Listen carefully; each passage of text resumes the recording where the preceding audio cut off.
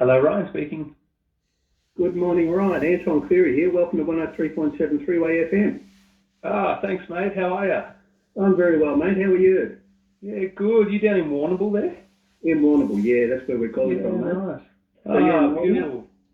Yeah, I'm actually across now on the Mornington Peninsula, so I live in Mornington. Yeah, so just outside Melbourne on the other side. But I could have easily ended up down Anglesea Way, settling in a house because I go to Anglesea every year with my family since I was born. Right. So in the caravan park there. So and my cousin lives in Warrnambool. So nice to be talking to someone from over that way. Yeah. Good. So you've got a connection with us, mate. That's great. Yeah.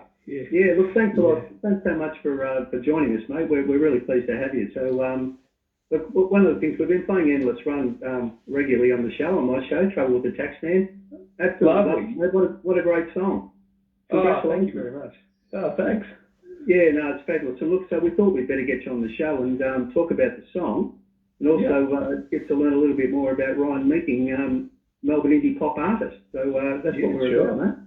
Yeah. So look, I generally like to start out with how'd you started out as what got you into music in the first place, and go way back if you like, and tell us all about that. Yeah, so I think for me, I was always surrounded by music lovers, and people who love music so much that they were actually music makers, and particularly in the theatre. So my mum and dad didn't particularly play any instrument, but they played music in the house all the time, and I sort of grew up watching them have friends over and play the tunes and party on. So I was also given access to their record collection really early. Like some of my earliest memories are, grabbing a record out of the wallet and chucking it on and having a good listen, cranking it up and being encouraged to. So that was a huge thing to begin with.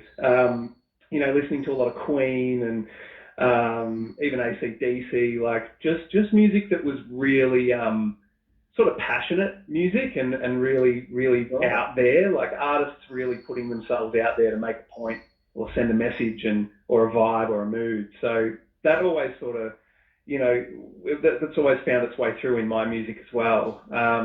And then on the other side, my extended family, I had an uncle who was very involved in theatre, and a family who supported the theatre group locally. So I grew up in Kyabram in northern Victoria, and a lot of my family was in Mooroopna and Shepparton. And so I used to go across and watch them in their theatre shows, and they'd be in shows like Les Mis or Chess or Jesus Christ Superstar, all these shows that, again, are so full of, they're right out there on a limb with that kind of performance. And that's the thing about music theatre.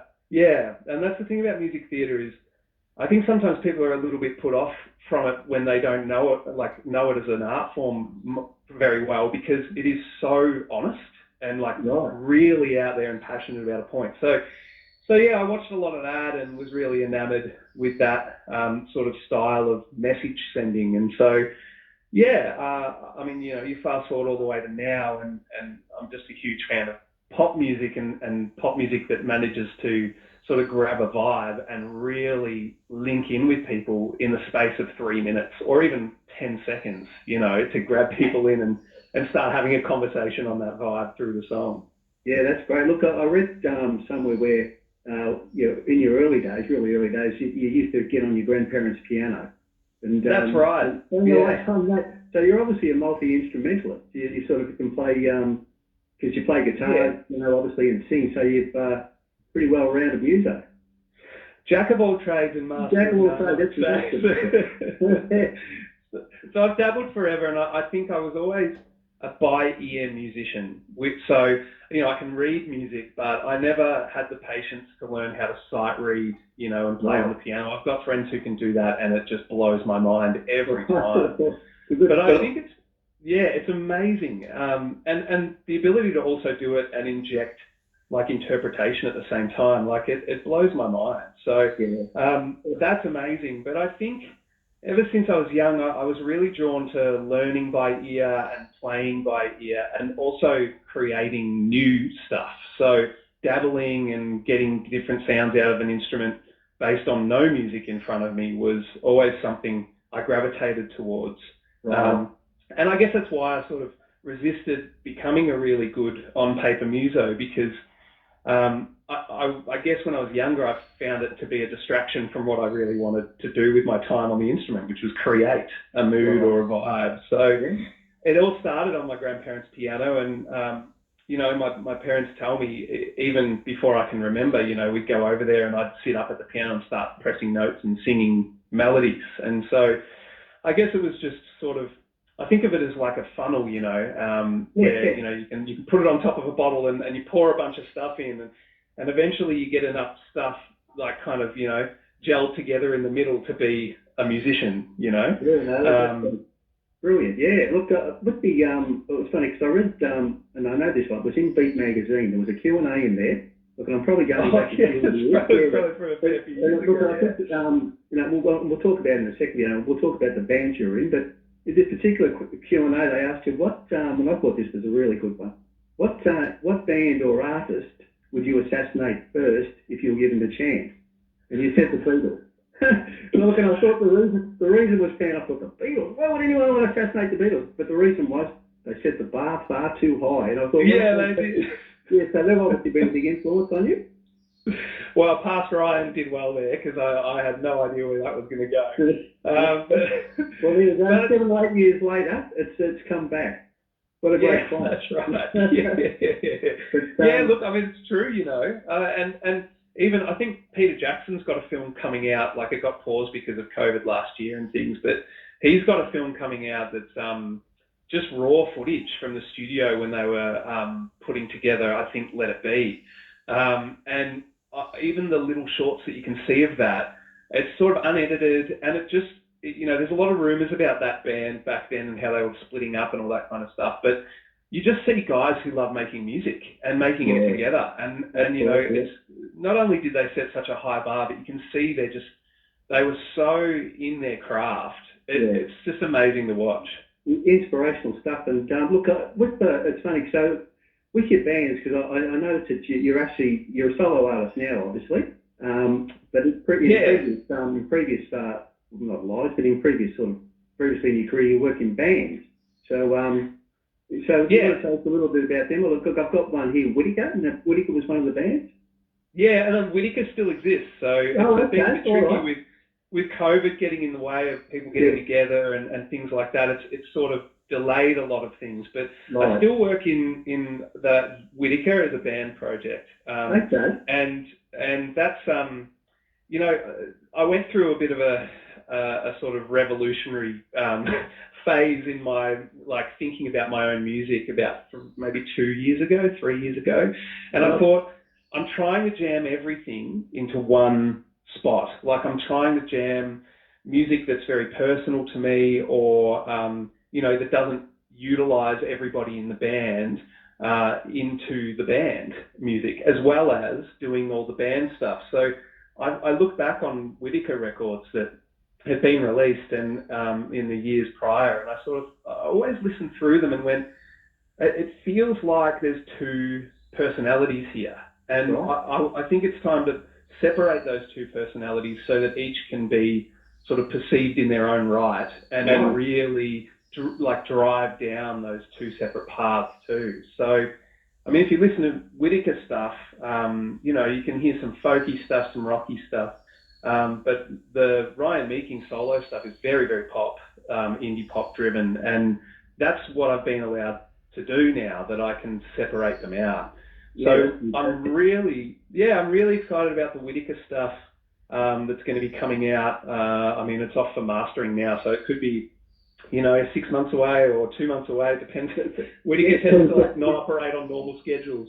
No, so you've got I've got some records coming out. A record coming out, an EP or an album with Whittaker? Yes, Whittaker's probably going to release a couple of songs so that we can get some stuff out there to everybody. Right. So maybe what we're all dubbing a double single at the moment, which I get it. I have pointed out to me that that's how singles always were, because there was a B-side, but really we believe that both songs are just as important as each other. So they're the two that we managed to sort of put together before lockdowns got in the way. And so we finished those off, and then we're still bubbling through on the rest. So yeah, Whittaker will have some more music coming out, and the Ryan Meeking stuff has more music coming out too. So it's going to be a very busy 12 months ahead. Absolutely, that's great. With the Ryan Meeking solo career, then you've got, I believe you've got 2 EPs out today?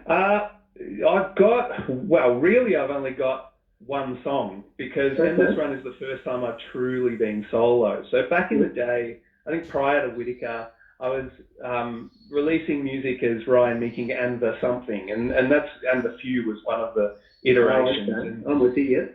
And the reason that Whittaker ended up becoming Whittaker was that I never wanted to be a solo artist with that act. It's just that I happened to be a guy who had a bunch of songs written, and when we got started making music, I just thought, well, we'll just call it Ryan Meeking, I guess, and do you guys want a name? And so it sort of went down that track. And again, this is what I'm sort of talking about just before, was I never really knew what I wanted to be and what I wanted to do, because I wanted to do and be so many things. And so it sort of took me until a few years ago to realize that I couldn't do all those things in through one funnel, or tunnel of output. So I couldn't wedge all of that into Ryan Meeking, and I couldn't wedge it all into Whittaker. So I wanted first Whittaker to be a band. So I abandoned the idea of Ryan Meeking's name being out there at all and pushed it into Whittaker. And then now we're sort of back around to being able to do the Ryan Meeking stuff. So I would say that anything prior to Endless Run is a Whittaker song, and basically because of where I was at the time, and now the two are very separate. Right. Look, I've got here as well. Look, this is really fantastic. You've got a strong connection with some television shows in America and USA for your music stuff. Yeah. So would you like to tell us about that? What was the first one? I remember getting an email saying, hey, Teen Wolf wants to use your song. Yeah. And Teen Wolf was a massive MTV drama at the time. And I just was sort of blown away when that came through. I thought, fantastic. So the song was included in that, and then another email came through, hey, Teen Wolf want to use it again in their season finale. And, whoa, okay, that's cool. And when you watch it, it's literally the song playing over every multiple storyline that's going in the show, sort of wrapping up or, giving a cliffhanger in the series. And then Suits wanted to use it, and then Suits did the same thing. I remember being put between Ed Sheeran and Coldplay in a season finale. So Suits, which was outrageous. Pretty big name there. Yeah, and then I think the most fun one was So You Think You Can Dance US, because it sort of epitomised everything that was exciting about the other ones, because it was a bunch of dancers in a competition, so trying their best to put forward their best performance using my song to dance to, and so as the basis of their performance. So the best thing about all of that is that, I mean, number one, it's amazing because you start reaching a worldwide audience and you hear from people all over the world that they're loving your music, and there's no faster way to do it than that, beamed into their lounge rooms, which is fantastic. But the other thing is that you get to see someone using something you've made to create something new, or as part of what they're creating that's new. And for me, that's sort of like the ultimate success moment for you as an artist, because it means that someone has taken your art and included it in their own. And I think that's the greatest sort of compliment. It's a fantastic compliment, isn't it? It's true. So then what song was that? I don't think I actually caught what song that, when you talk about one particular song? Yeah, there's a couple being used, but the main one was one called My Own, by Whittaker. And you can search that up. The fun thing about that song is it was very DIY, and that's what I love, because I love seeing it, beside Coldplay or Ed Sheeran, who would record everything in multi-million-dollar studios over, I'm sure, like a period of 6 weeks or so, But I remember when we were making that record, we we hired a hall and we put a drummer in it, and we did some backing vocals in there with some mates. And then after that, we took it back to a friend's converted garage in his townhouse, and we recorded everything else in there. Right. And so I feel like it was very, very us at the time, that song. And it's nice to see that it doesn't matter where you make the music, you know, it's just about how much you believe in it and how much of yourself you put into it. I think that's what translates. Yeah, that's great. Look, we touched on it a little bit earlier. The future for Ryan Meeking, you sound like you're going to be pretty busy. You've got the 2 projects. What's in store for over the next little while? Yeah, well, there's going to be another Ryan Meeking single coming out before the end of the year. I've put my foot down. It's got to happen. And look forward to that. Yeah, and hopefully we speak again then. And then there'll be an EP coming out early next year. And the Whittaker stuff happens when the Whittaker stuff happens. So for me personally, very, very busy, everything ahead. I feel like, you know, I probably struck a bit of a chord with myself when I decided to do this separation of projects, because now I'm so busy with it, because there's just so much material to get out there when you know exactly why and how you're doing it. So, you know, the purpose and mission is really clear for me musically. So there'll be plenty of stuff after that too. Yep. That's fantastic. Look, thanks a lot, Ryan, for your time. It's been great. Look forward to talking again soon. And absolutely, when the new single comes out, an EP, we'll grab hold of those and we'll give them the spin on the show, mate. Trouble with the tax. Yeah. And look forward to following your career very closely. And look, I might seek out those television shows too and have a bit of a look at them, mate. And yeah, beautiful. That'd be fantastic. Look, well, thanks a lot. It's been great. So yeah, look, you'll have to get down to Warrnambool soon and visit your, I think you said your cousin. Well, when you're allowed to, you'll have to come down and maybe come and see us at the studio here, mate. Yeah, beautiful, nice one. That'd be great. And we'll get you in there. We'll get you to play a song on air for us, mate. How would that be? Oh, that'd be lovely. Yeah. Nice one, mate. Hey, thanks for the airplay and thanks for the chat. But my pleasure, mate. Look, thanks a lot, and we'll talk again soon. Lovely. Thank you. Okay, mate. See you. Bye. See ya. Bye.